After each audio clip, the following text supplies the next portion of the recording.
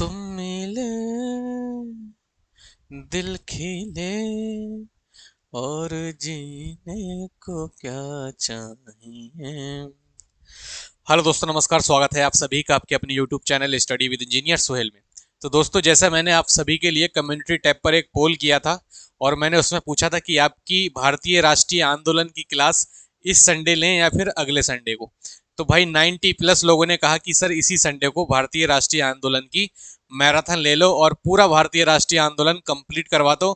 और ये जो दोस्तों आपको दिख रहा है मेरे पीछे भारतीय राष्ट्रीय आंदोलन, ये दोस्तों घटना चक्र से पीडीएफ ली गई है और पूरी पीडीएफ मैंने क्रिएट की है आप सभी लोगों के लिए। और इसी पीडीएफ से दोस्तों मैं पूरा आपका भारतीय राष्ट्रीय आंदोलन आज इसी एक वीडियो में कंप्लीट करवाने वाला हूं। तो वीडियो लास्ट तक अगर आपने देख ली साथी तो 5 मार्क्स आपके बिल्कुल पक्के हैं भारतीय राष्ट्रीय आंदोलन या फिर इंडियन नेशनल मूवमेंट से। क्लियर है। और दोस्तों, अगर किसी ने और भी वीडियोस नहीं देखी हैं तो हिस्ट्री में कंप्लीट करवा चुका हूं। साथ ही मराठा साम्राज्य आपका रह गया है केवल, वो भी दोस्तों मैं कंप्लीट करवा दूंगा आज या कल में ही। तो आप सभी लोग UP triple S C PET के सिलेबस को कंप्लीट करने के लिए दोस्तों ऊपर दोस्तों आपको लिंक आ रहा होगा, वहां जाकर आप देख सकते हैं या फिर एंड स्क्रीन में या फिर प्ले लिस्ट में जाकर आप लोग जरूर देख लीजिएगा। ठीक है। तो चलिए दोस्तों स्टार्ट करते हैं भारतीय राष्ट्रीय आंदोलन। तो स्टार्ट करने से पहले भाई एक बार यार आप सभी लोगों से सब्सक्राइब कर दो यार, सपोर्ट कर दो भाई जल्दी से। ठीक है। चलिए दोस्तों स्टार्ट करते हैं क्या भारतीय राष्ट्रीय आंदोलन। तो सबसे पहले हम लोग जब स्टार्ट करेंगे भारतीय राष्ट्रीय आंदोलन तो कुछ चीजें दोस्तों मैं आपको बता देता हूं। ये आपकी 5 मार्क्स की क्लास है। ठीक है। 5 मार्क्स की क्लास है और यहां से दोस्तों आपके पक्के दोस्तों क्वेश्चन मिलेंगे, क्योंकि पिछली बार भी दोस्तों जो प्रीवियस ईयर पेपर हुआ था यहां से क्वेश्चन आपको मिले थे। ठीक है। और पिछली बार भी दोस्तों मैंने क्लासेस करवाई थी और पीडीएफ भी मैंने प्रोवाइड कराई थी। अगर इसकी पीडीएफ किसी को चाहिए साथी तो टेलीग्राम को नीचे डिस्क्रिप्शन में लिंक दे रखा है, वहां जाइए, पीडीएफ आपकी वहां पर पोस्ट कर दी गई है। ठीक है।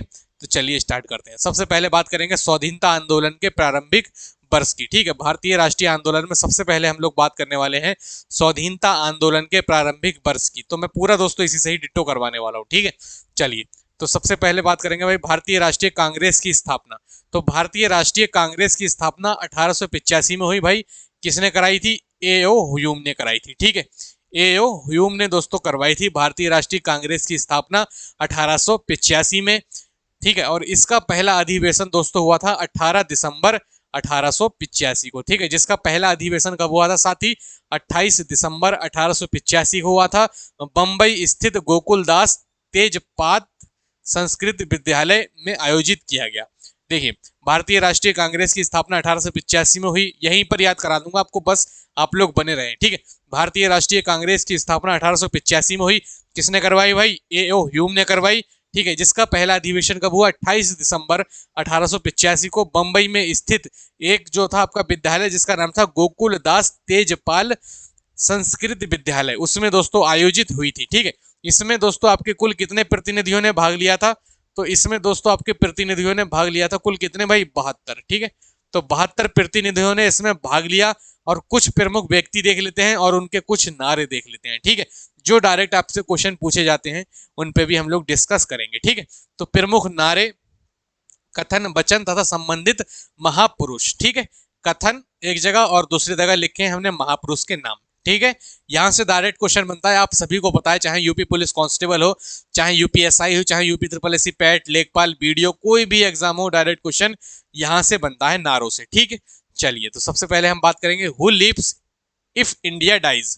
ठीक है। Who lives if India dies, इसके महापुरुष कौन है भाई? जवाहरलाल नेहरू जी हैं। ठीक है। इसके कौन है भाई? जवाहरलाल नेहरू जी हैं। इंकलाब जिंदाबाद नारा किसने दिया भाई? तो दिया भाई भगत सिंह ने, या वचन या नारा या कथन कुछ भी आ सकता है। ठीक है। तो इंकलाब जिंदाबाद नारा दिया था भाई किसने? भगत सिंह ने। नोट करके लिखा है कि इंकलाब शब्द का सर्वप्रथम प्रयोग मोहम्मद इकबाल ने किया था। इंकलाब शब्द का जो सर्वप्रथम या सबसे पहले जो यूज किया या प्रयोग किया वो किया था मोहम्मद इकबाल ने। ठीक है भाई।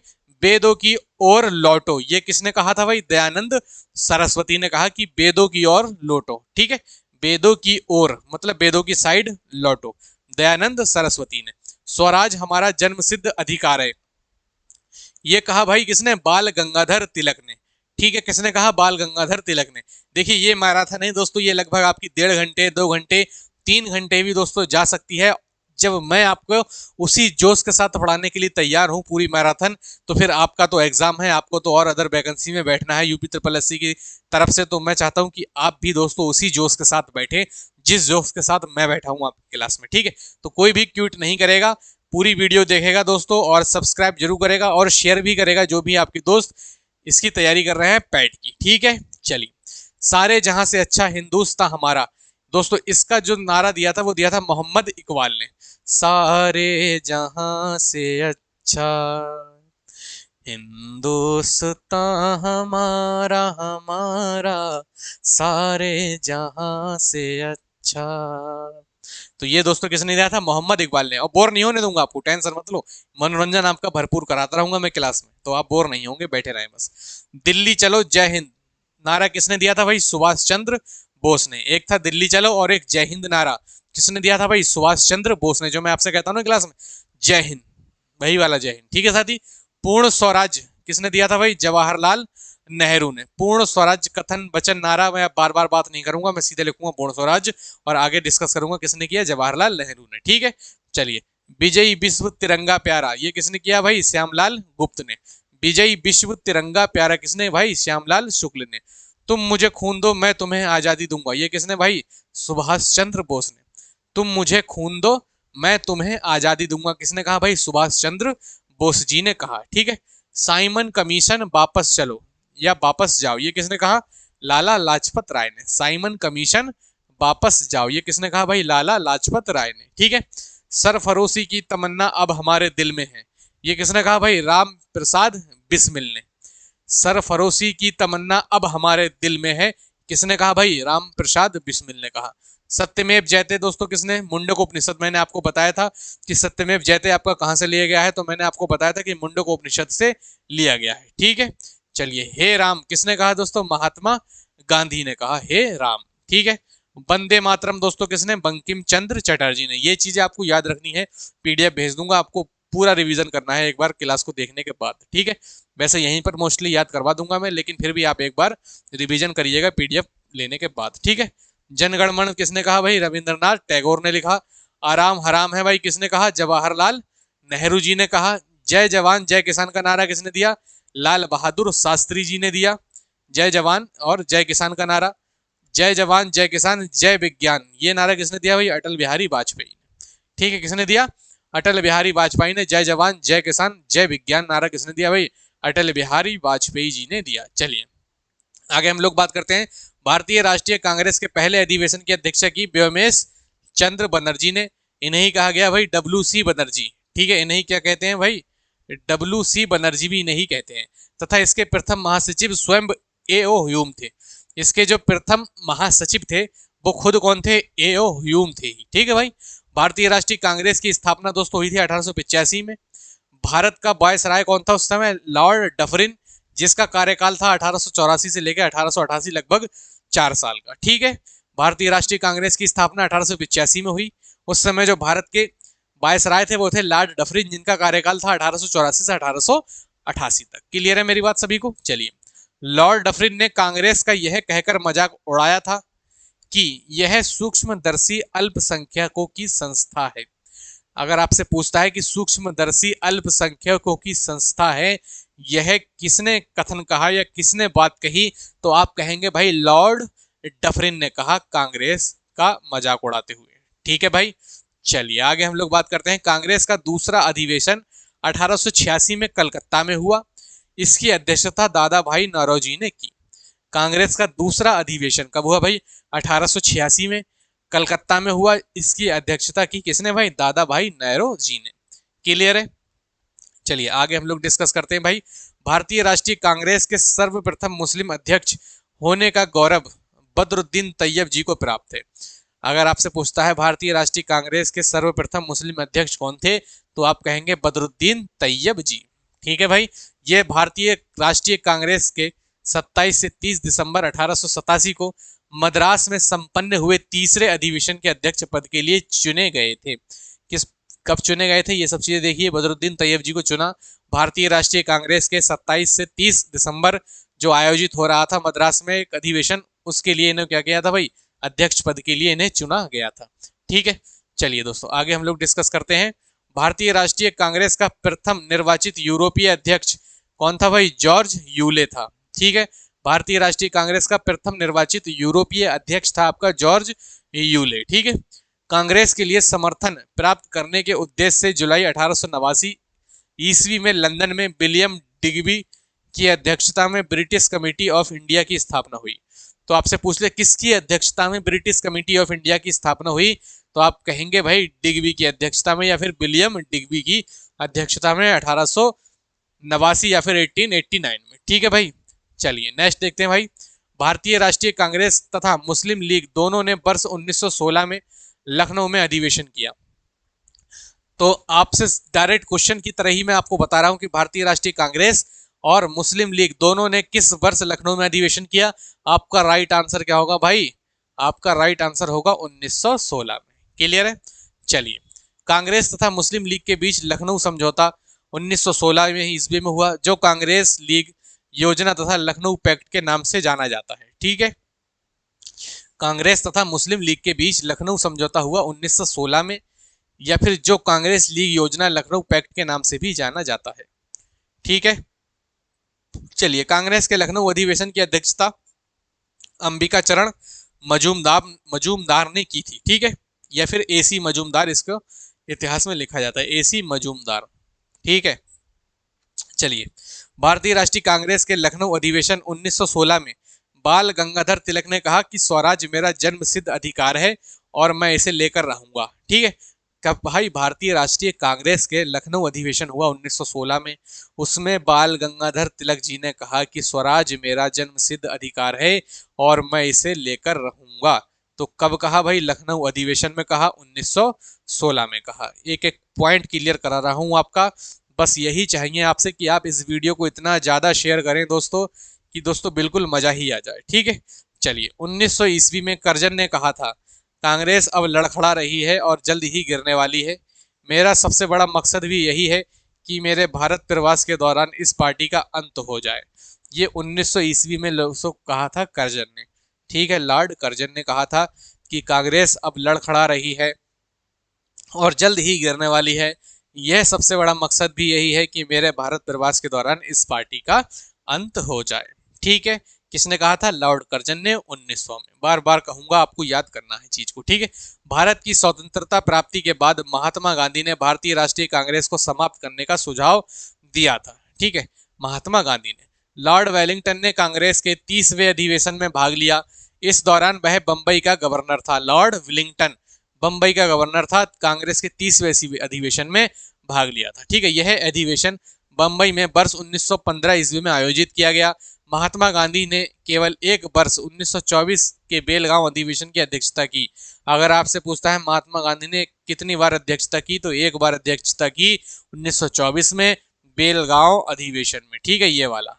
ठीक है भाई, चलिए, सरोजनी नायडू 1879 से 1949 ईस्वी में प्रख्यात कावित्री और राष्ट्रवादी नेत्री थी। सरोजनी नायडू 1879 में 1949 तक प्रख्यात कावित्री और राष्ट्रवादी नेत्री थी। ठीक है, वर्ष 1925 में कानपुर में हुए भारतीय राष्ट्रीय कांग्रेस के 40वें वार्षिक अधिवेशन में कांग्रेस की प्रथम भारतीय महिला अध्यक्ष बनी सरोजनी नायडू। ठीक है, 1925 में। चलिए, 1947 से 1949 में सरोजनी नायडू उत्तर प्रदेश की राज्यपाल भी रहीं। वर्ष 1940 से 1946 तक अबुल कलाम आजाद कांग्रेस अध्यक्ष रहे।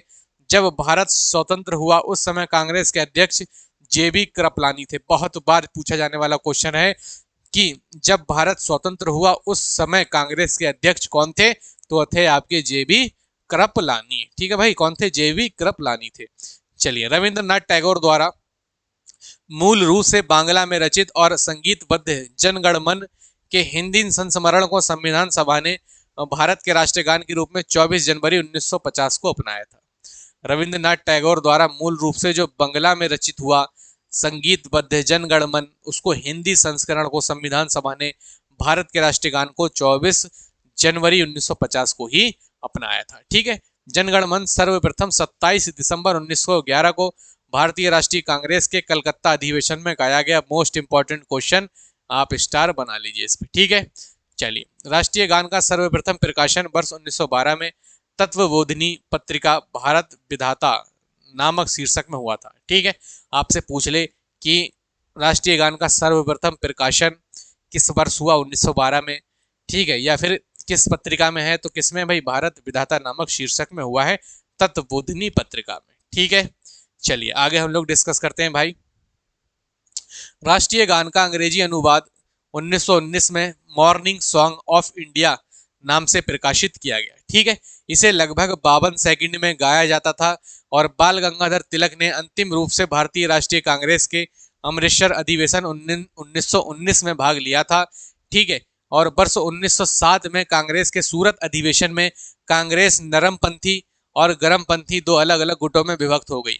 कांग्रेस 1907 के सूरत अधिवेशन के दौरान दो गुटों में विभक्त हुई, कौन कौन से, नरमपंथी और गरमपंथी। ठीक है, कांग्रेस के नरम दल के प्रमुख नेता थे गोपाल कृष्ण गोखले, फिरोज शाह मेहता और दादा भाई नौरोजी। तीन लोग थे दोस्तों जो थे आपके नरम दल के प्रमुख नेता कांग्रेस के। ठीक है, उग्रवादी विचारधारा के चार प्रमुख नेता थे बाल गंगाधर तिलक, लाला लाजपत राय, बिपिन चंद्र पाल तथा अरविंद घोष।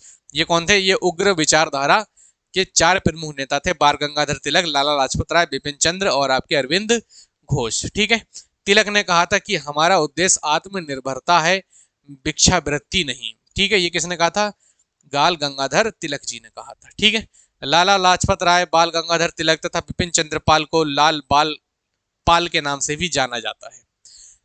ठीक है, लाल बाल पाल के से नाम से भी इन्हें जाना जाता है। देखिए, लाल पहला उधर ले लिया, बाल उधर ले लिया, पाल बिपिन चंद्र पाल का ले लिया है नहीं।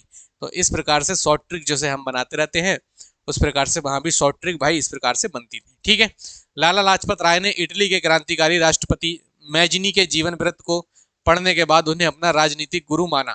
दोस्तों सब्सक्राइब कर दीजिए चैनल को, लाइक कर दीजिए भाई इस वीडियो को, और शेयर सभी में कर दीजिए, क्योंकि बहुत जबरदस्त दोस्तों एक ही क्लास में पूरी आपकी मैं घटना चक्र जो आप लेने जाते हैं ना मार्केट में भाग भाग कर, वही पूरी घटना चक्र का उठा लिया है मैंने पूरा। दोस्तों क्या है, भारतीय राष्ट्रीय आंदोलन, ऐसे ही हिस्ट्री की क्लास चल रही है आपकी, और हिस्ट्री की भी एक मैं आपके लिए मैराथन लगाऊंगा बहुत जबरदस्त तरीके से, एक ही क्लास में दोस्तों, चाहे 3 घंटे की हो, चाहे 2 की, चाहे 2.5 की, पूरी हिस्ट्री आपकी कंप्लीट करवा दूंगा एक ही क्लास में। और कंप्लीट मैं 1 बाय 1 करवा भी चुका हूं, क्योंकि मैं हिस्ट्री की तो लगातार क्लास ले रहा हूं, स्टैटिक जीके की भी ले रहा हूं, और आज मैराथन लेकर आया हूं आप सभी के लिए।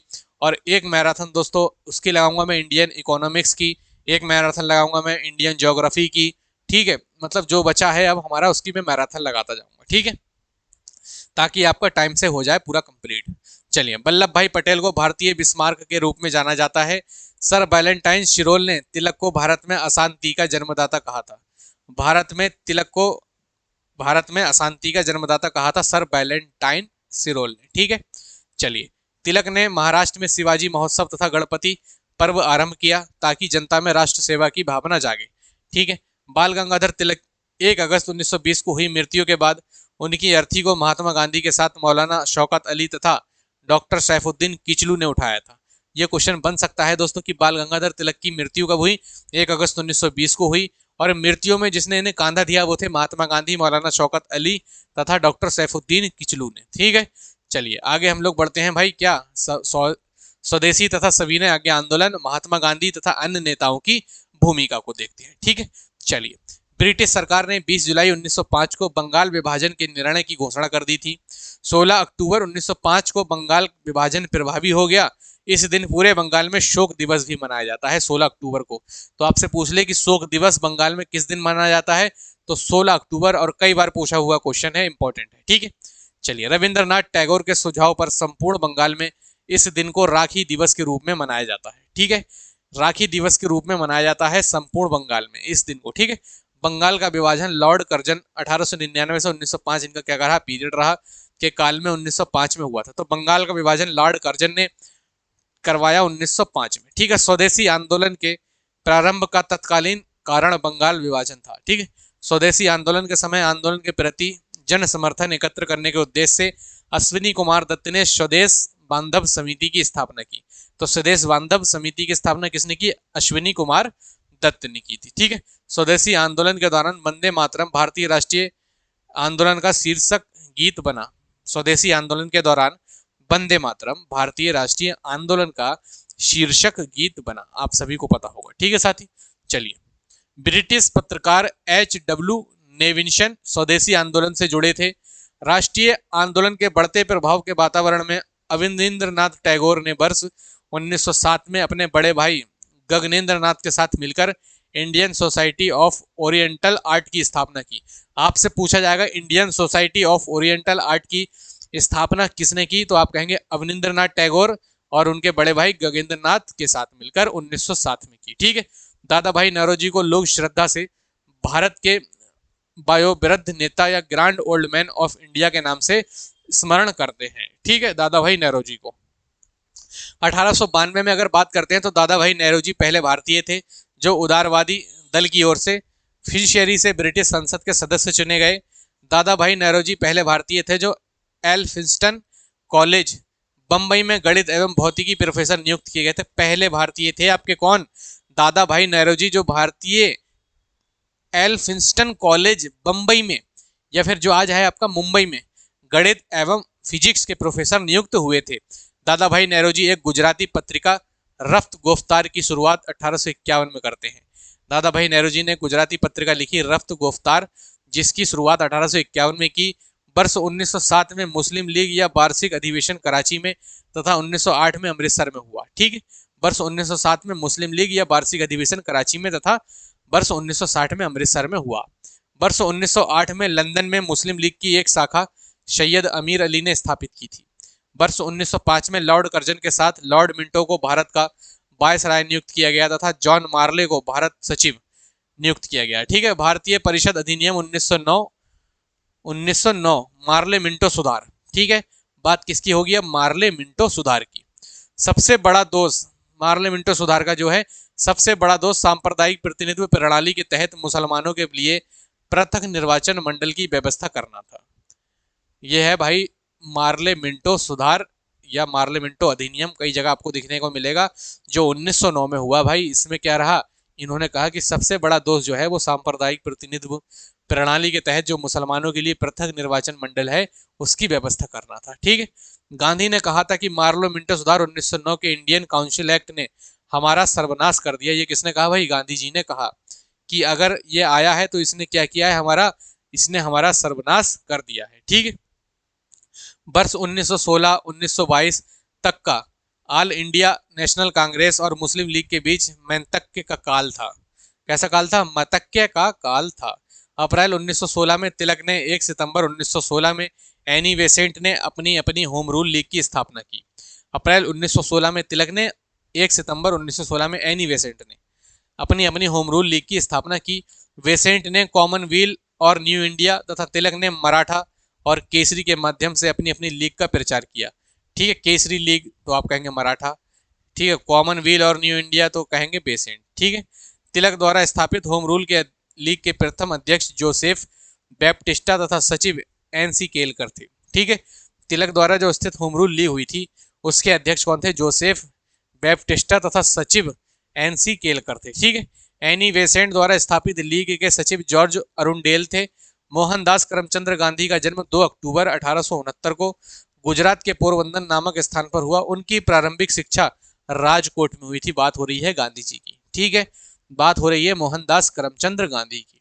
तो इनका जन्म 2 अक्टूबर आप सभी को पता है 2 अक्टूबर को हुआ था, जिस महीने में दोस्तों आपका पैट का एग्जाम है। ठीक है, चलिए। महात्मा गांधी की अल्पायु 13 वर्ष की थी जब कस्तूरबा गांधी के साथ उनका क्या हुआ था, विवाह हुआ था। करमचंद गांधी पोरबंदर, बंकानेर एवं राजकोट राज्यों के दीवान थे। ये गांधी जी के पिता थे। इनका उपनाम जो था कबा या गांधी था, कबा गांधी था। ठीक है, गांधी जी ने दक्षिण अफ्रीका में 1894 में नटाल इंडियन कांग्रेस की स्थापना की। तो आपसे पूछा जाता है नटाल इंडियन कांग्रेस की स्थापना किसने की, तो गांधी जी ने की। कब की, तो आप कहेंगे 1894 में की। ठीक है, चलिए। अपने सहयोगियों की सहायता से गांधी जी ने टॉलस्टॉय फॉर्म की स्थापना की और वहीं रहने लगे। ठीक है, महात्मा गांधी ने फिनिक्स, डरबन, दक्षिण अफ्रीका में वर्ष 1904 में एक आश्रम स्थापित किया। सत्य तथा अहिंसा के गांधी जी के राम राज्य के युगल सिद्धांत थे। गांधी जी ने लुई फिशर से स्वयं कहा कि मैं सच्चा समाजवादी हूं, मेरे समाजवाद का अर्थ है सर्वोदय। गांधी जी ने खुद कहा था लुई फिशर से कि मैं सच्चा समाजवादी हूं और मेरे समाज का अर्थ है सर्वोदय। ठीक है। गांधी जी के समाजवाद में मार्क्सवाद भी झलक मिलती है। गांधी जी के सत्याग्रह सिद्धांत में सत्याग्रही का उद्देश्य शत्रु को पराजित करना नहीं बल्कि उसका हृदय परिवर्तन करके उसके अपने अनुकूल बनाना था। ये मतलब कहते थे कि उस शत्रु को पराजित करने से क्या मतलब, उसको दिल में ऐसी मोहब्बत पैदा कर दो कि वो आपके साथ हो जाए। ये तो हम लोग भी देखते हैं अपने आम जीवन में। हम लोग लड़ने से अच्छा है कि किसी को अपने लिए ऐसा दोस्तों उससे ऐसे दो मीठे प्यार के बोल बोल दो कि प्यार दो मीठे मीठे, वही हरियाणा वाला सॉन्ग। ठीक है। ऐसे दो प्यार के मीठे बोल बोल दो जिससे वो आपसे मोहब्बत करने लगे, उसका जो रुझान है आपकी तरफ हो जाए। ठीक है। चलिए, गांधी जी ने 24 वर्ष की उम्र में 1893 ईस्वी में गुजराती व्यापारी दादा अब्दुल्ला का मुकदमा लड़ने के लिए दक्षिण अफ्रीका डरबन गए थे। 24 वर्ष की उम्र में जो 1893 में एक गुजराती व्यापारी दादा अब्दुल्ला का, इनके पास उस समय पैसे इतने होते नहीं थे, तो पैसों के लिए ही दोस्तों कुछ चीजें ऐसी थी कि आदमी करता था। तो क्या हुआ था भाई, ये गुजरात चले जाते हैं, दादा अब्दुल्ला का मुकदमा लड़ने के लिए दक्षिण अफ्रीका से डरबन गए थे। ठीक है। महात्मा गांधी ने सर्वप्रथम 1901 में आयोजित कांग्रेस कलकत्ता अधिवेशन में भाग लिया था। महात्मा गांधी ने वर्ष 1915 में अहमदाबाद के कोच रब क्षेत्र में सत्याग्रह आश्रम की स्थापना की थी। महात्मा गांधी ने विदेशी वस्त्रों को नष्ट करने को राष्ट्र के आत्मसम्मान से जुड़े हुए कहा कि विदेशी वस्त्रों की बर्बादी ही उनके सर्वोत्तम व्यवहार हैं। ठीक है। धर्मनिरपेक्ष लेखकों में गांधी जी ने विचारधारा को थोरो, रस्किन और टॉलस्टॉय ने सबसे अधिक प्रभावित किया। गांधी जी ने थोरो और सविनय और बंदी की प्रेरणा पाई। गांधी जी ने जाति विहीन अछूतों की दशा में सुधार के लिए कठोर संघर्ष किए। गांधी जी कहते थे कि हरिजन सेवा मेरा जीवन श्वास है, इसके लिए बिना मैं एक क्षण भी जिंदा नहीं रह सकता। ठीक है। तो एक मिनट में थोड़ा दोस्तों गैप उतार लेता हूँ, इस सिर में दर्द होने लगता है ज्यादा गैप लगाने से। चलिए, कहाँ थे हम, जिंदा नहीं थे। वर्ष 1917 और 1918 के आरंभ में गांधी जी ने 3 संघर्षों, चंपारण आंदोलन, बिहार, जो आंदोलन कहाँ हुआ था, बिहार में हुआ था, अहमदाबाद और खेड़ा, दोनों जो कहाँ हुए थे, गुजरात में हुए थे। अहमदाबाद और खेड़ा आंदोलन दोनों कहाँ हुए थे, गुजरात में हुए थे। 1917 में हुआ था, एक 1918 में हुआ था। ठीक है। चंपारण तथा खेड़ा, देखिए चंपारण तो आपने देखी हुई, खेसारी लाल की, जिला चंपारण। ठीक है। खेसारी लाल को तो आप सभी जानते ही होंगे। खेसारी लाल को नहीं जानते हैं? अरे भैया भैया, कौवन भतर कटनी भतार के चटवला, वही खेसारी लाल है भैया आपकी। ठीक है। जो कहाँ भाई उनकी पिक्चर है, एक जिला चंपारण। ठीक है। तो ऐसे करके आप लोग रिलेट करेंगे ना तो बहुत क्वेश्चन आपके ठीक होंगे। चंपारण आप सभी को पता होगा कहाँ है भाई, बिहार में है। ठीक है। तो चंपारण तथा खेड़ा आंदोलन किसानों का आंदोलन था, जबकि अहमदाबाद का आंदोलन औद्योगिक मजदूरों का आंदोलन था। ठीक है। एन जी रंगा ने महात्मा गांधी के चंपारण सत्याग्रह का विरोध किया, जबकि रविंद्रनाथ टैगोर ने चंपारण सत्याग्रह के दौरान ही उन्हें महात्मा की उपाधि दे दी। तो महात्मा की उपाधि गांधी जी को यही मिलती है, किसमें मिलती है, चंपारण सत्याग्रह के दौरान। ठीक है। बहुत मोस्ट इंपॉर्टेंट क्वेश्चन है, आपसे पूछे कि गांधी जी को महात्मा की उपाधि कब दी या किसने दी, तो आप कहेंगे रविंद्रनाथ टैगोर ने दी, चंपारण सत्याग्रह के दौरान। ठीक है। महात्मा गांधी को सर्वप्रथम राष्ट्रपिता सुभाष चंद्र बोस ने कहा था। राष्ट्रपिता किसने कहा, सुभाष चंद्र बोस ने कहा। नोआखली काल में प्यारे लाल महात्मा गांधी के सचिव थे। उनकी बहन डॉक्टर सुशीला नैयर गांधी जी का व्यक्तिगत चिकित्सक थी। Charles Andrews, Deenbandhu Andrews Saint Stephen college Delhi में अध्यापक थे। ठीक है। कौन थे भाई, दिल्ली में आपके अध्यापक थे। चलिए आगे बढ़ते हैं। एंड्रूज वर्ष 1925 और 1927 में ऑल इंडिया ट्रेड यूनियन के अध्यक्ष भी रहे। गांधी जी ने 1903 में जोहान्सबर्ग में अपनी लॉ फर्म स्थापित की, जहां वे वर्ष 1910 तक रहे, मतलब 7 साल रहे। बिहार में हुए चंपारण सत्याग्रह भारत में गांधी जी का प्रथम सत्याग्रह था। फरवरी 1918 में इंद्र नारायण द्विवेदी, गौरीशंकर मिश्र और मदन मोहन मालवीय के प्रयासों से यूपी किसान सभा की स्थापना हुई। ठीक है। 1920 में बाबा रामचंद्र के प्रयासों से प्रतापगढ़ में अवध किसान सभा का गठन हुआ। सहजानाबाद सरस्वती बिहार प्रांतीय किसान सेवा के संस्थापक थे।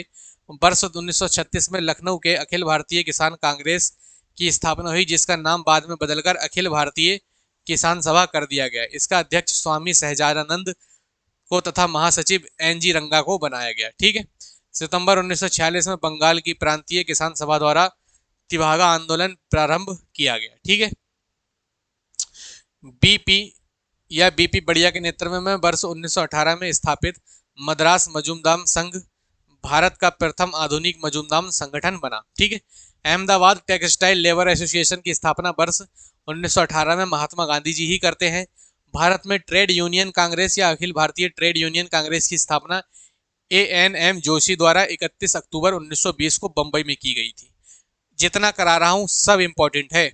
अखिल भारतीय ट्रेड यूनियन कांग्रेस के प्रथम अध्यक्ष लाला लाजपत राय थे तथा उपाध्यक्ष जोसेफ बैप्टिस्टा एवं महामंत्री दीवान चमनलाल बजाज थे। ठीक है। अखिल भारतीय ट्रेड यूनियन कांग्रेस का प्रथम विभाजन हुआ था वर्ष 1929 में नागपुर अधिवेशन में। इस समय जवाहरलाल नेहरू इसके अध्यक्ष थे। ठीक है, कौन थे? जवाहरलाल नेहरू इसके अध्यक्ष थे। कम्युनिस्ट इंटरनेशनल की स्थापना 1919 में व्लादिमीर इल्चिच लेनिन तथा रूसी पार्टी बोल्शेविक द्वारा की गई थी। ट्रेड यूनियन आंदोलन के क्रांतिकारी चरण का समय 1926 से 1939 तक माना जाता है। ठीक है। वर्ष 1940 में रेडिकल डेमोक्रेटिक दल की स्थापना MN राय ने की थी। न्यायाधीश सिडनी रोलेट के सुझावों पर मार्च 1919 में पारित विधेयक रॉलेट एक्ट के नाम से जाना जाता है। रॉलेट अधिनियम के द्वारा अंग्रेजी सरकार जिसके चाहे जब तक चाहे बिना मुकदमा चलाए जेल में बंद रख सकती थी। किसके दौरान? रॉलेट एक्ट के नाम से। ठीक है। इसलिए इस कानून को बिना वकील, बिना अपील तथा बिना दलील का कानून कहा गया। आपसे पूछ लेगा कि बिना वकील, बिना अपील तथा बिना दलील का कानून किसे कहा गया, तो आप कहेंगे रॉलेट अधिनियम को। ठीक है, चलिए भैया आगे हम लोग बढ़ते हैं। लॉर्ड चैम्सफोर्ड 1916 से 1921 के कार्यकाल में वर्ष 1919 में रॉलेट एक्ट पारित हुआ था। 13 अप्रैल 1919 को जालियांवाला बाग नरसंहार की हृदय विदारक घटना के बाद रविंद्रनाथ टैगोर ने ब्रिटिश सरकार द्वारा प्रदान की गई नाइट की उपाधि लौटा दी। नाइट की उपाधि लौटा देते हैं। ये कौन भाई? दिवारक घटना के बाद रविंद्रनाथ टैगोर। ठीक है। जालियांवाला बाग हत्याकांड के विरोध में शंकर नायर ने वायसराय की कार्यकारी इस्तीफा दे दिया था। जनरल डायर को उसके अपराध के लिए नौकरी से हटा दिया गया, परंतु ब्रितानी अखबारों ने या फिर ब्रिटेन के जो अखबार थे उन्होंने क्या कहा? ब्रिटिश साम्राज्य का रक्षक या फिर ब्रितानी लॉर्ड सभा ने उसे ब्रिटिश साम्राज्य का शेर कहा, जनरल डायर को। ठीक है। सरकार ने जनरल डायर की सेवाओं के लिए उसे मान की तलवार की उपाधि दी। मान की तलवार की उपाधि किससे दी गई? जनरल डायर को। ठीक है। मार्च 1940 में पंजाब के क्रांतिकारी नेता उधम सिंह ने जालियांवाला बाग के नरसंहार का बदला लेने के लिए इस हत्याकांड के समय पंजाब के गवर्नर रहे सर माइकल ओ डायर की लंदन में हत्या करवा दी, जिसके लिए उन्हें गिरफ्तार का मृत्युदंड दिया गया। किसको भाई? मार्च 1940 में जो पंजाब के क्रांतिकारी नेता थे उधम सिंह, उन्हें जालियांवाला बाग नरसंहार का बदला लेने के लिए इस हत्याकांड के समय पंजाब के गवर्नर रहे सर माइकल ओ डायर, जिनकी लंदन में हत्या करवा दी गई, जिसके लिए उन्हें गिरफ्तार कर मृत्युदंड दिया गया। ठीक है। चलिए, जालियांवाला बाग नरसंहार 13 अप्रैल 1919 में कांग्रेस जांच समिति की रिपोर्ट के प्रारूप को लिखने के कार्य महात्मा गांधी को सौंपा गया था। जालियांवाला बाग नरसंहार मॉन्टेग्यू निवारक हत्या की साझा दी गई। दीनबंधु CF एंड्रूज ने जालियांवाला बाग हत्याकांड को जानबूझकर की गई क्रूर हत्या कहा था। खिलाफत आंदोलन प्रारंभ करने का श्रेय मुख्य अली बंधुओं को शौकत अली और मोहम्मद अली को दिया गया। ये क्वेश्चन बहुत ज्यादा दोस्तों पूछा जाता है कि खिलाफत आंदोलन प्रारंभ करने का श्रेय किन बंधुओं को दिया जाता है? आप कहेंगे भाई अली बंधुओं को, शौकत अली और मोहम्मद अली को।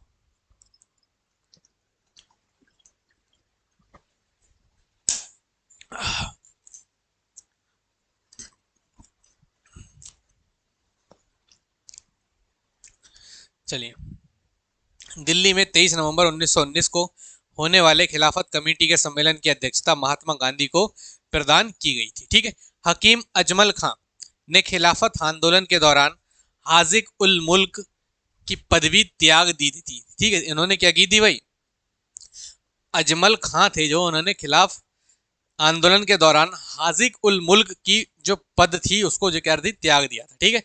मोहम्मद अली जिन्ना जब वे राष्ट्रवादी थे, खिलाफत आंदोलन को देश की स्वतंत्र आंदोलन से जोड़ने के विरोधी थे। ठीक है। सितंबर 1919 में अखिल भारतीय खिलाफत कमेटी का गठन किया गया। सितंबर 1920 में कलकत्ता में संपन्न भारतीय राष्ट्रीय कांग्रेस के अधिवेशन में महात्मा गांधी ने असहयोग के प्रस्ताव को प्रस्तावित किया, जिसका CR दास ने क्या किया था? विरोध किया था। ठीक है। नागपुर अधिवेशन में दिसंबर 1920 को असहयोग प्रस्ताव सीआर दास ने ही प्रस्तावित किया था। गांधी जी द्वारा असहयोग आंदोलन 1 अगस्त 1920 को प्रारंभ किया गया। ठीक है, 1 अगस्त 1920 को क्या किया गया? प्रारंभ किया गया। असहयोग आंदोलन के दौरान ही मोतीलाल नेहरू, लाला लाजपत राय, सरदार वल्लभ भाई पटेल, जवाहरलाल नेहरू, ठीक है, और कौन थे भाई? राजेंद्र प्रसाद, न्यायालय का बहिष्कार कर आंदोलन में कूद पड़े थे। ठीक है, गांधी जी ने असहयोग आंदोलन शुरू होने के 1 वर्ष के भीतर स्वराज प्राप्त करने का नारा लगा दिया। जिस समय गांधी जी भारत आए 1915, उस समय प्रथम विश्व युद्ध चल रहा था। उन्होंने सरकार के युद्ध प्रयासों में मदद की, जिसके लिए सरकार ने उन्हें कैंसर ए हिंद या फिर कैसर ए हिंद, सॉरी कैंसर नहीं, कैसर ए हिंद सम्मान से सम्मानित किया, जिसे उन्होंने असहयोग आंदोलन में वापस कर दिया था।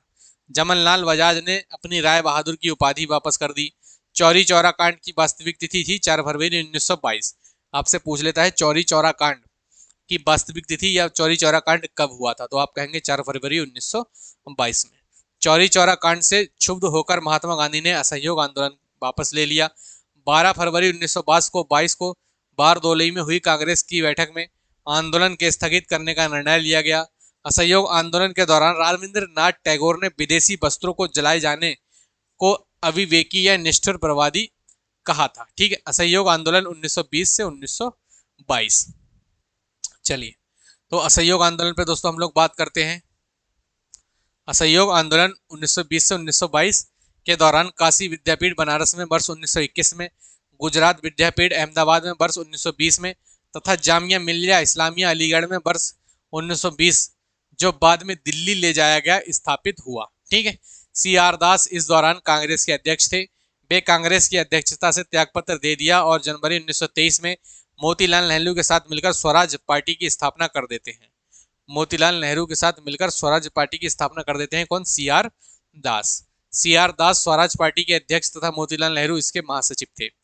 वर्ष 1925 में विट्ठल भाई पटेल सेंट्रल लेजिस्लेटिव केंद्रीय विधानमंडल असेंबली का अध्यक्ष चुना जाना स्वराजियों की एक महत्वपूर्ण उपलब्धि थी।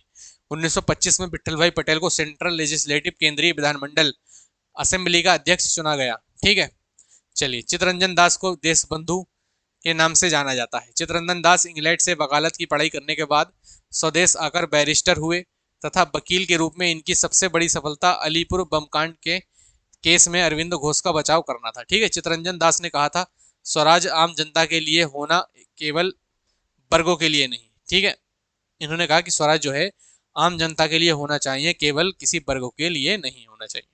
16 दिसंबर 1922 को इंडिपेंडेंट पार्टी बनाने का निर्णय मदन मोहन मालवीय तथा मोतीलाल नेहरू ने लिया था। जॉन साइमन की अध्यक्षता में गठित साइमन आयोग ने कुल 7 सदस्य थे। चूंकि इसमें सदस्य अंग्रेज थे तथा कोई भी भारतीय इसका सदस्य नहीं था, इसलिए भारतीयों ने इसे श्वेत कमीशन कहकर बहिष्कार एवं विरोध किया। साइमन कमीशन के अध्यक्ष सर जॉन साइमन उदारवादी दल के सदस्य थे, जबकि भारत की स्वतंत्रता 1947 के समय ब्रिटिश प्रधानमंत्री क्लीमेंट एटली इस कमीशन के श्रमिक दल लेबर पार्टी के सदस्य के रूप में शामिल थे। ठीक है, चलिए बात करते हैं भाई लाहौर में कमीशन विरोधी जुलूस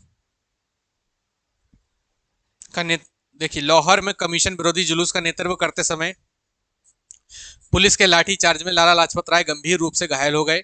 साइमन कमीशन 1927 में प्रियोत्तर में नेहरू रिपोर्ट 1928 तैयार की गई थी। नेहरू रिपोर्ट 1928 में भारत के लिए पूर्ण स्वतंत्रता के स्थान पर डोमिनियन स्टेट्स अधिराज्य का दर्जा की बात कही गई थी। सही, वर्ष 1928 में इंडिपेंडेंस फॉर इंडिया लीग का गठन जवाहरलाल नेहरू तथा सुभाष चंद्र बोस ने मिलकर किया था।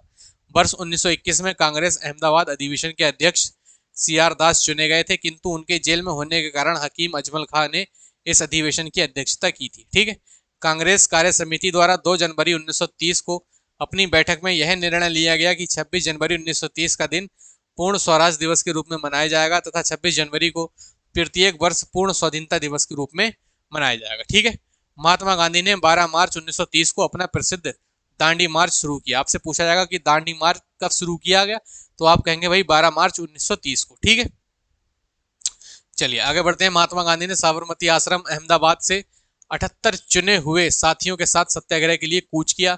24 दिन की लंबी यात्रा के बाद गांधी जी ने 6 अप्रैल 1930 को दांडी में सांकेतिक रूप से कानून भंग किया और इस प्रकार नमक कानून तोड़कर उन्होंने औपचारिक रूप से सविनय आज्ञा आंदोलन का शुभारंभ किया। ठीक है, चलिए। सुभाष चंद्र बोस ने गांधी जी के दांडी मार्च की तुलना में नेपोलियन के एल्वा से पेरिस मार्च से की थी। तमिलनाडु से गांधीवादी नेता सी गोपालाचारी ने त्रिचनापल्ली से बेदराणयम तथा नमक की यात्रा की थी। सविनय आज्ञा आंदोलन के दौरान धरसना नामक गोदाम पर कांग्रेस कार्यकर्ताओं के धावे से पूर्व महात्मा गांधी को 5 मई 1930 को गिरफ्तार कर यरवदा जेल भेज दिया गया था। उनके स्थान पर अब्बास तैयब जी आंदोलन के नेता हुए। अब्बास तैयब जी की भी गिरफ्तारी के बाद श्रीमती सरोजनी नायडू 1921 से 21 मई 1930 को धरसना नामक गोदाम पर धावे का नेतृत्व किया। किसने? सरोजनी नायडू ने। इस लोमहर्षक घटना का विवरण अमेरिकी पत्रकार बेब मिलर ने प्रस्तुत किया था। उत्तर पश्चिमी सीमा प्रांत में खान अबुल गफ्फार खां के नेतृत्व में खुदाई खिदमतगार नामक स्वयंसेवक संगठन स्थापित किया गया था। इन्हें लाल कुर्ती या रेड शर्ट के नाम से भी जाना जाता है।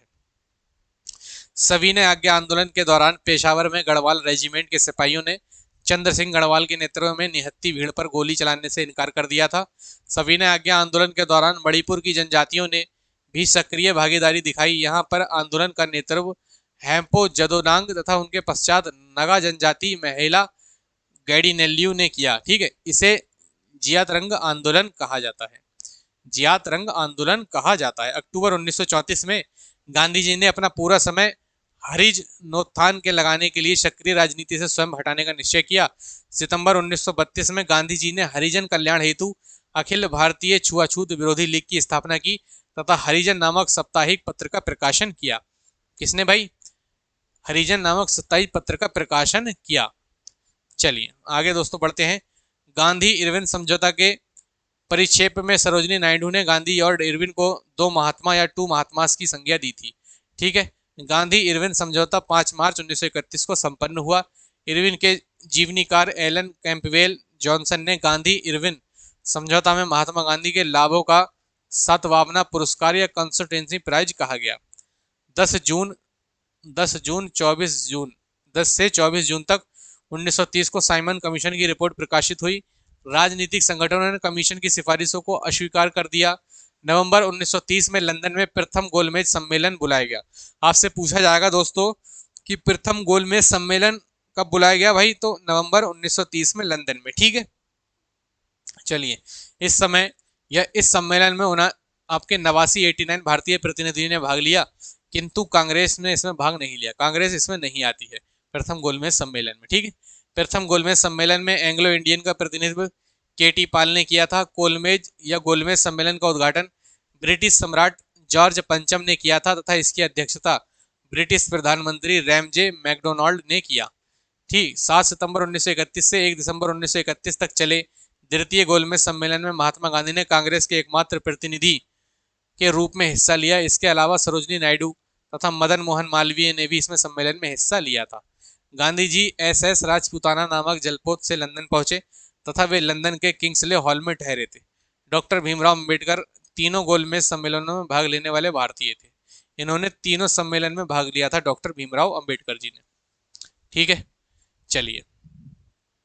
लंदन में तीसरा गोलमेज सम्मेलन 17 नवंबर 1932 से 24 दिसंबर 1932 तक चला। कांग्रेस ने इस सम्मेलन का बहिष्कार किया था। गांधी इरविन समझौता दिल्ली समझौते को मंजूरी देने के लिए सरदार वल्लभ भाई पटेल की अध्यक्षता में 26 से 31 मार्च 1931 को कांग्रेस का कराची अधिवेशन हुआ। कराची अधिवेशन में पहली बार कांग्रेस ने मौलिक अधिकारों और राष्ट्रीय आर्थिक कार्यक्रमों से संबंध प्रस्ताव पारित किए। कराची अधिवेशन की अध्यक्षता वल्लभ भाई पटेल ने की थी और कराची अधिवेशन में कुल लोगों के विरोध करने पर गांधी जी ने कहा था कि गांधी मर सकता है, गांधीवाद नहीं। ये गांधी जी ने बात कही थी कि गांधी मर सकता है दोस्तों, लेकिन गांधीवाद नहीं मर सकता। ठीक है, यह पहला अवसर था जब पूर्ण स्वराज को कांग्रेस द्वारा परिभाषित किया गया। 1931 में भारतीय राष्ट्रीय कांग्रेस के कराची अधिवेशन में पारित मूल अधिकारों तथा आर्थिक कार्यक्रम पर संकल्प पंडित जवाहरलाल नेहरू ने प्रारूपित किया था तथा MN राय ने इसके सहयोगी की भूमिका निभाई थी। ठीक है, सुभाष चंद्र बोस ने भारतीय राष्ट्रीय कांग्रेस के कराची अधिवेशन 1931 को महात्मा गांधी की लोकप्रियता की सम्मान की पराकाष्ठा माना है। ठीक है। 16 अगस्त 1932 को रैमजे मैकडोनाल्ड ने अपने सांप्रदायिक अधिनिर्णय की घोषणा की, जिसे सांप्रदायिक पंचायत या कम्युनल अवार्ड कहा गया। गांधी जी ने अपना पहला आमरण अनशन या फेस्ट अंटो डेथ 20 सितंबर 1932 को यरवदा जेल में रहते हुए ब्रिटिश प्रधानमंत्री रैमजे मैकडोनाल्ड के सांप्रदायिक निर्णय कम्युनल अवार्ड के विरुद्ध प्रारंभ किया था।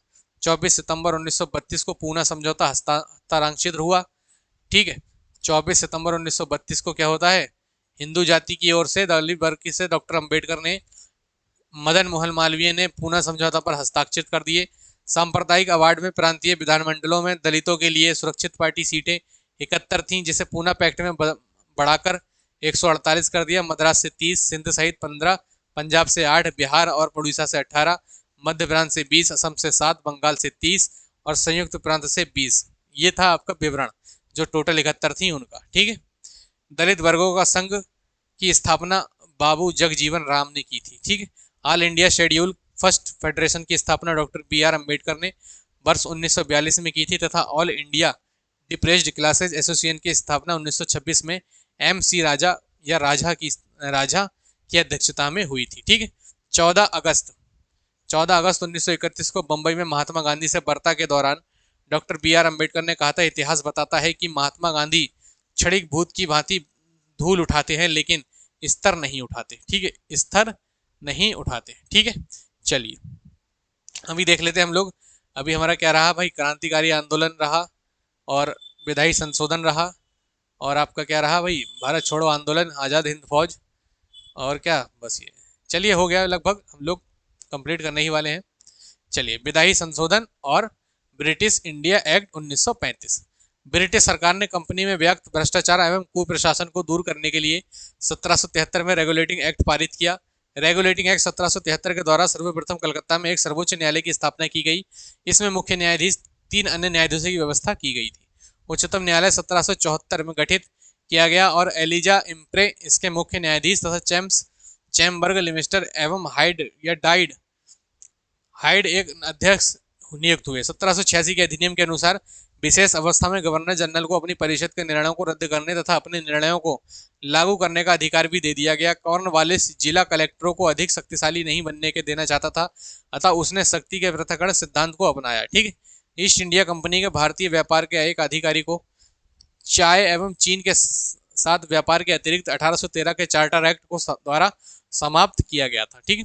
1813 के चार्टर एक्ट द्वारा भारत में शिक्षा पर 1 लाख रुपए वार्षिक खर्च करने का प्रावधान किया गया था। चार्टर एक्ट 1833 द्वारा कंपनी के सभी वाणिज्यिक अधिकार समाप्त कर दिए गए तथा उसे भविष्य में केवल राजनीतिक कार्य ही करने थे। ठीक है। चलिए, 1833 में अधिनियम द्वारा बंगाल का गवर्नर जनरल अब समूचे भारत का गवर्नर जनरल बन गया। 1833 के अधिनियम द्वारा कानून बनाने के लिए गवर्नर की परिषद में एक कानूनी सदस्य चौथे सदस्य के रूप में सम्मिलित किया गया था। ठीक है। चलिए आगे दोस्तों, यहां पर हमारा रह गया। ठीक है। चलिए, इंडियन काउंसिल एक्ट 1861 के दौरान गवर्नर जनरल को अध्यादेश जारी करने की शक्ति प्रदान की गई। ये अध्यादेश अधिक 6 माह तक लागू रह सकते थे। 1861 के भारतीय परिषद अधिनियम द्वारा वायसराय की परिषद को कानून बनाने की शक्ति प्रदान की गई, जिसके तहत लॉर्ड कानिंग ने विभागीय प्रणाली की शुरुआत की। भारतीय परिषद अधिनियम 1861 के दौरान कानून बनाने के लिए वायसराय की कार्यकारी परिषद में न्यूनतम 6 और अधिकतम 12 अतिरिक्त सदस्यों की नियुक्ति से उनका विस्तार किया गया। ठीक है। बॉम्बे, मद्रास, कलकत्ता उच्च न्यायालयों की स्थापना ब्रिटिश संसद द्वारा पारित 1861 के भारतीय उच्च न्यायालय अधिनियम के तहत 1862 में की गई। मॉन्टेग्यू चेम्सफोर्ड की प्रस्तुति के आधार पर वर्ष 1922 में सिविल सेवा परीक्षा इंग्लैंड और भारत में एक साथ आयोजित की गई। बहुत इंपॉर्टेंट क्वेश्चन दोस्तों ये वाला। मॉन्टेग्यू चेम्सफोर्ड की संस्तुति के आधार पर वर्ष 1922 के सिविल परीक्षा इंग्लैंड पर भारत के साथ आयोजित की जाने लगी थी। ठीक है। चलिए, भारत में प्रांतों में दैध शासन का प्रारंभ मॉन्टफोर्ड मॉन्टेग्यू चेम्सफोर्ड सुधारों 1919 में प्रारंभ किया गया, जिसे भारत सरकार अधिनियम 1919 भी कहा जाता है। ठीक है। इसे क्या कहा जाता है, भारत शासन अधिनियम 1919 भी कहा जाता है। वर्ष 1926 में भारत एवं एक लोक सेवा आयोग का गठन किया गया। 1935 के अधिनियम के तहत लोक सेवा आयोग की स्थापना व संघीय लोक सेवा आयोग का गठन हुआ 1935। वर्ष 1937 में संघीय लोक सेवा ने ब्रिटिश लोक सेवा से आयोग से स्वतंत्र परीक्षा आयोजित करना प्रारंभ किया। वर्ष 1950 में संविधान में लागू होने के बाद संघीय लोक आयोग एफपीएससी के नाम बदलकर संघ लोक सेवा आयोग या यूपीएससी कर दिया गया था। ये इंपॉर्टेंट क्वेश्चन है। और 1950 में संविधान के लागू होने के बाद संघीय लोक सेवा, जिसे पहले हम लोग कहते थे एफपीएससी, ये जो अब है यूपीएससी, इसका नाम बदलकर यूपीएससी करा गया है, लोक संघ लोक सेवा आयोग। ठीक है। 1935 के अधिनियम के द्वारा प्रांतों में दैध शासन समाप्त कर प्रांतों को स्वायत्तता को प्रदान की गई एवं केंद्र में दैध शासन लागू किया गया। भारत का वर्तमान संवैधानिक ढांचा बहुत कुछ 1935 के अधिनियम पर आधारित है। 1935 के अधिनियम के बारे में जवाहरलाल नेहरू ने कहा, एक कार जिसमें ब्रेक तो है पर इंजन नहीं। ये किसने कहा भाई? जवाहरलाल नेहरू ने कहा था। भारतीय राष्ट्रीय कांग्रेस ने अपने लखनऊ अधिवेशन 1936 में भारत सरकार अधिवेशन 1935 को अस्वीकार कर दिया। पंडित जवाहरलाल नेहरू ने भारत सरकार अधिनियम का गुलामी का अधिकार या दास्ता का आज्ञापत्र बताते हुए उसकी कठोर आलोचना की थी। चलिए आगे हम लोग डिस्कस करेंगे भारत छोड़ो आंदोलन, आजाद हिंद फौज तथा नेताजी सुभाष चंद्र बोस। ठीक है, नेताजी सुभाष चंद्र बोस। चलिए, ये हमारा क्या है भाई? प्रमुख व्यक्तियों के लोकप्रिय उपनाम। और क्या है? पत्र पत्रिकाएं, पुस्तक एवं लेखक, विविध। तो चलिए दोस्तों देखते हैं। भारत छोड़ो आंदोलन, आजाद हिंद फौज तथा नेताजी सुभाष चंद्र बोस। वर्धा में 14 जुलाई 1942 को हुई कांग्रेस की समिति की बैठक भारत छोड़ो नामक प्रस्ताव पास किया गया। इसकी अध्यक्षता तत्कालीन कांग्रेस अब्दुल कलाम आजाद या अबुल कलाम आजाद ने की थी। 7 अगस्त 1942 को बंबई के ऐतिहासिक ग्वालियर टैंक में अखिल भारतीय कांग्रेस कमेटी की वार्षिक बैठक हुई, जिसमें वर्धा प्रस्ताव या भारत छोड़ो की पुष्टि हुई। ठीक है। कुछ संशोधनों के बाद 8 अगस्त 1942 को प्रस्ताव स्वीकार कर लिया गया और भारत के स्वतंत्रता संघर्ष के तहत अंग्रेजों के विरुद्ध भारत छोड़ो आंदोलन प्रारंभ की घोषणा की गई। 8 अगस्त 1942 को अखिल भारतीय कांग्रेस की बैठक में पंडित जवाहरलाल नेहरू तथा भारत छोड़ो प्रस्ताव पेश किया गया, जिसका सरदार वल्लभ भाई पटेल ने समर्थन किया। इस प्रस्ताव का आलेख स्वयं महात्मा गांधी, नेहरू ने और आजाद ने सहयोग से बनाया था। Hindu Mahasabha, communist party of India या फिर यूनियनिस्ट पार्टी ऑफ पंजाब एवं मुस्लिम लीग भारत छोड़ो आंदोलन का समर्थन नहीं किया था। इन्होंने क्या किया था? भारत सरकार का आंदोलन नहीं किया था। 9 अगस्त 1942 को भारत छोड़ो आंदोलन शुभारंभ हुआ। आंदोलन प्रारंभ होते ही ऑपरेशन जीरो आवर के तहत गांधी जी एवं अन्य चोटी के कांग्रेस नेताओं को गिरफ्तार कर लिया गया। गांधी जी को गिरफ्तार के बाद सरोजिनी नायडू ने पुनः आगा खां पैलेस में रखा गया। भारत छोड़ो आंदोलन 1942 के समय भारत का प्रधान सेनापति commander in chief Lord Wavell था। और ये बहुत बार क्वेश्चन पूछा गया है कि भारत छोड़ो आंदोलन कब लागू हुआ था या कब से हुआ था? तो 1942 से हुआ था। ठीक है। भारत छोड़ो आंदोलन के दौरान बंबई के विभिन्न भागों से कांग्रेस का गुप्त रेडियो प्रसारित किया जाता था, जिसे मद्रास तक सुना जा सकता था। ठीक है। इसकी रेंज कहां तक थी भाई? मद्रास तक। राम मनोहर लोहिया नियमित रूप से इस रेडियो पर प्रसारण करते थे। उषा मेहता कांग्रेस के भूमिगत रेडियो का संचालन करने वाली छोटे से छोटे दल की एक महत्वपूर्ण सदस्यता थी। महात्मा गांधी के भारत छोड़ो आंदोलन के दौरान अमेरिकी पत्रकार लुई फिशर महात्मा गांधी के जीवनीकार उनके साथ थे। ठीक है। भारत छोड़ो आंदोलन के दौरान जयप्रकाश नारायण ने हजारीबाग के सेंट्रल जेल से फरार होकर भूमिगत गतिविधियों से संगठित किया था। ठीक है।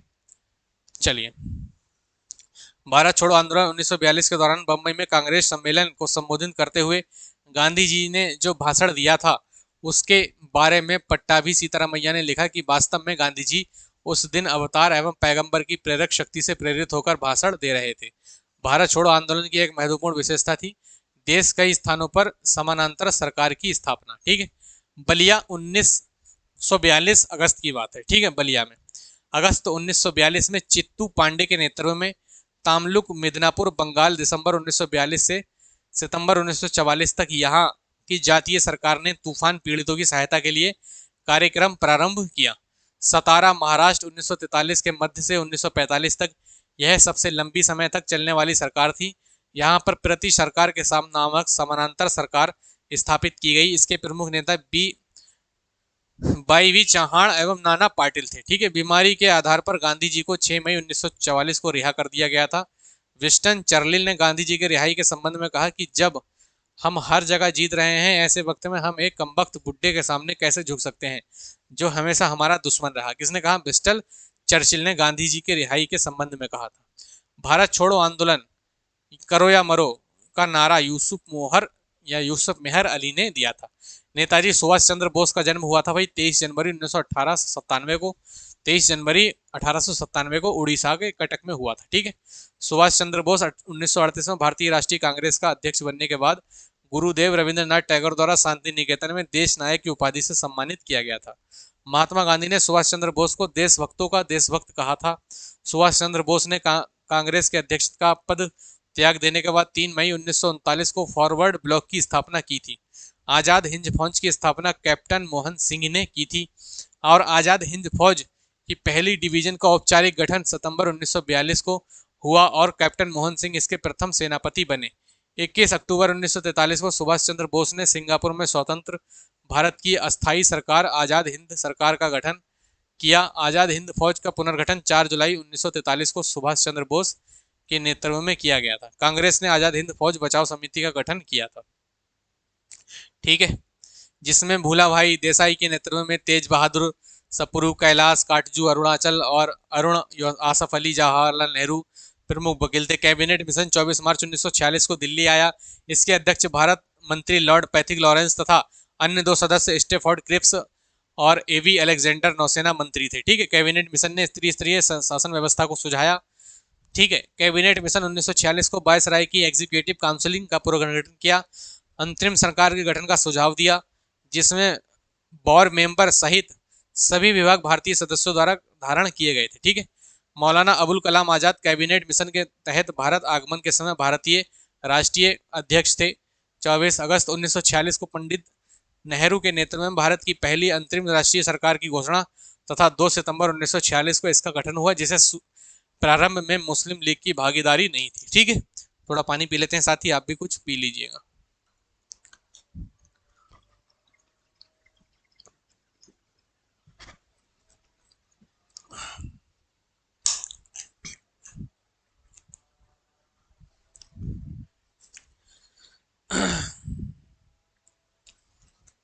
चलो, वर्ष 1946 की अंतिम सरकार में आसफ अली ने रेल और परिवहन विभाग सौंपा गया था। लियाकत अली सहित लीग के 5 सदस्यों को 26 अक्टूबर 1946 को सरकार मंत्री बनाया गया, जिसके कारण 3 कांग्रेसी सदस्यों सैयद अली जहीर, शरत चंद्र बोस तथा सर सफाहत खां को हटाना पड़ा। 16 अगस्त 1946 को तिथि मुस्लिम लीग द्वारा सीधी कार्यवाही दिवस हेतु सुनिश्चित की गई थी। कैबिनेट मिशन प्लान के अंतर्गत संविधान सभा का गठन किया गया था। कैबिनेट मिशन योजना के अनुसार जुलाई 1946 में संविधान सभा के चुनाव हुए थे। संविधान सभा का प्रथम अधिवेशन 9 दिसंबर 1946 को हुआ। इसके अस्थायी अध्यक्ष डॉक्टर सच्चिदानंद सिन्हा थे। 11 दिसंबर 1946 को संविधान सभा की दूसरी बैठक दिल्ली में हुई। ठीक है। तो 11 दिसंबर 1946 को जो है दूसरी बैठक संविधान सभा की दिल्ली में हुई थी, जब डॉक्टर राजेंद्र प्रसाद को अध्यक्ष निर्वाचित किया गया था। ब्रिटिश युग जेबी मावलंकर वर्ष 1946 से 14 अगस्त 1947 तक केंद्रीय लेजिस्लेटिव असेंबली के अध्यक्ष रहे एवं भारत के स्वतंत्र होने के बाद लोकसभा के प्रथम अध्यक्ष के रूप में वर्ष 1952 से 1956 तक रहे। जेबी मालवंकर वर्ष 1937 से 1946 के दौरान बम्बई प्रांत की लेजिस्लेटिव असेंबली के अध्यक्ष रहे। भारत की स्वतंत्रता के समय क्लीमेंट आर एटली ब्रिटिश प्रधानमंत्री थी। ठीक है। कौन थी? ब्रिटिश प्रधानमंत्री आपकी थी। ब्रिटेन के प्रधानमंत्री एटली ने 20 फरवरी 1947 को हटाया और ऑफ कॉमन्स में यह घोषणा की कि अंग्रेज जून 1948 के पहले ही उत्तरदायी लोगों को सत्ता हस्तांतरित करने के उपलब्ध भारत छोड़ देंगे। माउंटबेटन योजना 3 जून 1947 के अनुरूप ब्रिटिश संसद द्वारा जुलाई 1947 में भारतीय स्वतंत्रता अधिनियम the Indian independence act Bharat किया गया, जिसमें भारत और पाकिस्तान नामक 2 डोमिनियन स्थापना के लिए 15 अगस्त को तिथि निश्चित की गई। गांधी जी का यह सुझाव था कि अंतरिम सरकार पूर्ण रूप से लीग के नेता जिन्ना के हाथों में सौंप दी जाए, जिससे भारत सांप्रदायिक दंगों को रोका जा सके। ठीक है। ये जो चाहते थे कि भाई इनके हाथ में दे दो सत्ता, जे हमारे रोक लेंगे जिन्ना भाई। 15 जून 1947 को जिस समय कांग्रेस के महानिवेशकों या महासमिति ने दिल्ली की भारत विभाजन का प्रस्ताव स्वीकृत किया, उस समय कांग्रेस के अध्यक्ष आचार्य जेबी कृपलानी थे। 14 से 15 जून 1947 को संपन्न अखिल भारतीय कांग्रेस कमेटी की बैठक में भारत विभाजन के विपक्ष में खान अब्दुल गफ्फार खां, सीमांत गांधी ने मतदान किया था। डॉक्टर सैफुद्दीन किचलू ने वर्ष 1947 में कांग्रेस कमेटी की बैठक द्वारा विभाजन के प्रस्ताव पारित होने के राष्ट्रवाद का संप्रदाय पक्ष में समर्पण के रूप में लिया। 15 अगस्त 1947 को मध्य रात्रि केंद्रीय असेंबली जनगणमन तथा इंकलाब का गीत सारे जहां से अच्छा हिंदुस्तान हमारा एस.एम. सुब्बालक्ष्मी ने गाया था। ठीक है, एम.एस. सुब्बालक्ष्मी ने गाया था। स्वतंत्र भारत के प्रथम गवर्नर जनरल लॉर्ड माउंटबेटन ने 1947 से 48 और प्रथम भारतीय गवर्नर जनरल चक्रवर्ती रामगोपालाचारी 1948 से 50 थे। सी रामगोपालाचारी वर्ष 1948 से 50 के दौरान स्वतंत्र भारत के प्रथम भारतीय और अंतिम गवर्नर जनरल थे। स्वतंत्र भारत के प्रथम विधि मंत्री बी.आर. अम्बेडकर थे। और कोपलैंड ने स्पष्ट शब्दों में लिखा था कि भारतीय राष्ट्र तो अंग्रेजों राज की राज ही संतति थी। ब्रिटिश राज में भारत के एकीकरण पर एक के पढ़कर कहा था कि ब्रिटिश शासन की सबसे अधिक महत्वपूर्ण उपलब्धि भारत का एकीकरण था। ठीक है, कुछ विविध के दोस्तों क्वेश्चन होते हैं जो डायरेक्ट आपसे पूछे जाते हैं, उन पर भी गौर कर लेते हैं। आमार सोनार बंगला गीत की रचना 1905 में बंग आंदोलन के दौरान हुई थी। ठीक है, बंग आंदोलन के दौरान हुई थी। बंग आंदोलन के दौरान हुई थी। भारत भारती के लेखक हिंदी के प्रसिद्ध कवि तथा राष्ट्र उपाधि से मैथिली शरण गुप्त हैं। इनकी अन्य प्रमुख रचनाएं पंचवटी, साकेत, यशोधरा और बध आदि हैं। ठीक है, 19वीं शताब्दी में उड़ीसा अकाल 1866 से 67 ने भीषण रूप ले लिया। इस अकाल को प्रकोप का समुद्री सी ऑफ कॉलिमिटी कहा गया। जे.वी. मालवंकर ने 1946 में सेंट्रल लेजिस्लेटिव असेंबली के अध्यक्ष बने थे। इसे प्रथम अध्यक्ष थे जिन्होंने औपचारिक बिग त्याग कर गांधी टोपी पहनकर सदन की अध्यक्षता की थी। गुरुदेव रविंद्रनाथ टैगोर को महान प्रमारी महात्मा गांधी ने कहा था। जय जवान जय किसान का प्रसिद्ध नारा भारत के पूर्व प्रधानमंत्री लाल बहादुर शास्त्री ने दिया था। भारत छोड़ो आंदोलन जो कि 9 अगस्त 1942 को प्रारंभ हुआ, उस समय महात्मा गांधी ने कहा था कि आज़ादी हमारी पहुंच के अंतर्गत है, हम इसे कसकर पकड़ना चाहते हैं। ठीक है, चलिए, पंडित जवाहरलाल नेहरू ने स्वतंत्रता के पश्चात यह कहा था कि प्रत्येक वस्तु प्रतीक्षा कर सकती है परंतु कृषि नहीं। जवाहरलाल नेहरू की जीवनीकार फ्रेंड मॉरिशस थे। लॉर्ड माउंटबेटन 1948 से 1947 ने भारत के विभाजन के लिए मोहम्मद अली जिन्ना को उत्तरदायी ठहराया था। ठीक है, महात्मा गांधी उत्तरदायी ठहराया था मोहम्मद अली जिन्ना को। 1923 में संपन्न बनारस हिंदू महासभा के अधिवेशन में अध्यक्षता पंडित मदन मोहन मालवीय द्वारा की गई थी। डॉक्टर पट्टाभी सीतारामैया प्रमुख राष्ट्रवादी तथा भारतीय राष्ट्रीय कांग्रेस के सरकारी इतिहासकार थे। वर्ष 1929 के मध्य भारत सरकार ने भारतीय श्रम पर एक राजकाई आयोग की स्थिति या नियुक्ति घोषणा कर दी थी। ठीक है, पत्र पत्रिकाएं और उनके लेखक, ये इंपॉर्टेंट है, ये देख लीजिए। ठीक है, महात्मा गांधी तो क्या है, हिंद स्वराज। एनी बेसेंट की है न्यू इंडिया पुस्तक। बाल गंगाधर तिलक की है केसरी। अबुल कलाम आजाद की है India wins freedom. Jawaharlal Nehru की कौन सी है, discovery of India. Annie Besant की कौन सी है, कॉमनवेल्थ। सुभाष चंद्र बोस की है the Indian struggle. Lala Lajpat Rai की क्या है, अनहैप्पी इंडिया। जयप्रकाश नारायण की है टूवर्ड्स स्ट्रगल। और ह्यूग टो की है स्प्रिंग टाइगर। फिलिप्स टॉलवर्ट की है American witness to India partitions. Rajendra Prasad की कौन सी है, इंडियन डिवाइडेड। और राजीव जकारिया की है the man who divided India. बनमोहन भारती की है अंधा युग। ठीक है, कौन सी है भाई, अंधा युग। और एस.एन. बनर्जी की कौन सी है, नेशन इन मेकिंग। ठीक है, महात्मा गांधी की है मई experiment with truth. Abul Kalam Azad की है अल हिलाल। जयशंकर प्रसाद की है कमायनी। महात्मा गांधी की कौन सी है, young India. Lala Lajpat Rai autobiographical writing. Indian from Curzon to Nehru and after. Sunil Gavaskar Durgadas की कौन सी है, इंडियन क्रूड एक्टर। ठीक, सुनील गावस्कर की है runs and ruins. Catherine Mayo की है मदर इंडिया। सुरेंद्र नाथ बनर्जी की है the nation in making. Indira Gandhi की है इंटरनल इंडिया। और वी.एन. मिन्हास की है प्लानिंग एंड दी पुअर। ठीक है, ये बहुत इंपॉर्टेंट है दोस्तों, इन्हें याद रखिएगा। जे.एच. हिटले क्या थे भाई, इसके अध्यक्ष थे। या जे.एच. हिटले क्या थे भाई, अध्यक्ष थे। बंगाल का दुर्लभ वर्ष 1947 है। शीत युद्ध बल में पारस्परिक सहयोग की स्थापना करने के लिए भारत के प्रथम प्रधानमंत्री जवाहरलाल नेहरू तथा गुट निरपेक्षता का सिद्धांत प्रस्तुत किया था। प्रसिद्ध बांग्ला उपन्यास बंकिम चंद्र चट्टोपाध्याय 1858 ईस्वी में कलकत्ता विश्वविद्यालय के प्रथम स्नातक थे। अबुल कलाम आजाद देवबंद से संबंधित थे। उन्होंने अल नदवा का प्रकाशन किया। ठीक है, अल नदवा का प्रकाशन किया। भारत में सर्वप्रथम केरल में 1957 में साम्यवादी सरकार की स्थापना हुई। भारत के आर्थिक विकास के लिए गांधी जी ने लघु तथा कुटीर उद्योगों के लिए विकास पर बल दिया। वहीं नेहरू भरी औद्योगिकरण के पक्षपातक थे। द्वितीय विश्व युद्ध के दौरान ठीक है, अगर पूछ ले द्वितीय विश्व युद्ध के दौरान पश्चात प्रधानमंत्री बने क्लीमेंट ने कहा कि डोडो एक विलुप्त पक्षी की भांति साम्राज्यवाद दिव्यगंत हो चुका है। किसने कहा भाई? ये कहा आपका डोडो के भांति जो आपकी एटली थे प्रधानमंत्री, उन्होंने कहा था। फ्रांसीसी क्रांति 1789 में फ्रांस में हुई थी। भारत के प्रथम, आपसे पूछ ले फ्रांसीसी क्रांति कहाँ हुई थी, आप कहेंगे फ्रांस में हुई थी 1789 में। भारत के प्रथम प्रधानमंत्री जवाहरलाल नेहरू की मृत्यु चौथी पदावधि 1947 से 52, 59 से 57, 57 से 62, 62 से 64 के दौरान 27 मई 1964 को हुई थी। पूछे आपके भारत के पहले प्रधानमंत्री की मृत्यु कब हुई थी, आप कहेंगे भाई 1964 को। क्लियर है? जवाहरलाल नेहरू संसद सदस्य के रूप में इलाहाबाद एवं प्रयागराज के फूलपुर संसदीय क्षेत्र का प्रतिनिधित्व करते थे। वर्ष 1919 में कारगिल विवाह के दौरान भारत ने पाकिस्तान के विरुद्ध सफल कार्रवाई की थी, जिसे ऑपरेशन विजय की संज्ञा दी गई थी। भारत के भूतपूर्व प्रधानमंत्री स्वयं चौधरी चरण सिंह की स्मृति में प्रति वर्ष 23 दिसंबर को कृषक दिवस मनाया जाता है। प्रथम अखिल भारतीय समाजवादी युवा कांग्रेस कलकत्ता वर्तमान कोलकाता में 27 दिसंबर 1958 को संपन्न हुई थी। तो दोस्तों ये आज रही आपकी मैराथन जो हम कंप्लीट कर चुके हैं मेरे दोस्त। ठीक है, और इसमें दोस्तों हम लोग पूरी कर चुके हैं इंडियन नेशनल मूवमेंट। ठीक है, इंडियन नेशनल मूवमेंट साथी हम क्या कर चुके हैं भाई, पूरा कर चुके हैं।